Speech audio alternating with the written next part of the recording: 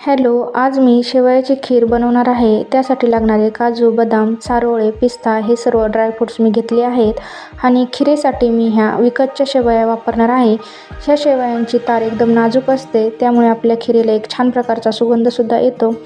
तर मी पातेल्यामध्ये गावरान तूप घेतलेले आहे आणि त्यामध्ये ह्या शेवया आपल्याला अगोदर परतून घ्यायच्या आहेत. एक लाल होईपर्यंत छान अशा परतून घ्यायच्या आणि साईडला काढून घ्यायच्या आहेत आणि त्यानंतर त्याच पातेल्यामध्ये थोडं तूप अजून ॲड करून चारोळेसुद्धा आपल्याला त्यामध्ये परतून घ्यायचे आहेत. तुपामध्ये चारोळे टाकल्यानंतर ते थोडेसे फुगतात आणि खाताना आपल्याला क्रंची लागतात.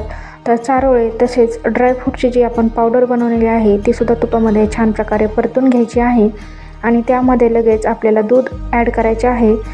दूध ॲड केल्यानंतर त्याला एक उकळी येऊन द्यायची आहे आणि त्यामध्ये नंतर आपण ज्या आपल्या परतून घेतलेल्या शेवया होत्या त्या ॲड करायच्या आहेत आणि थोड्या वेळ शिजू द्यायचं आहे. 1-2 उकळी आल्यानंतर आपल्याला ज्या प्रमाणात साखर पाहिजे त्या गोड किंवा कमी गोड तर आपण साखर ॲड करायची आहे आणि 1-2 उकळ्या पुन्हा येऊ द्यायच्या आहेत. लगेच आपली अशा प्रकारे आपली खीर तयार होते.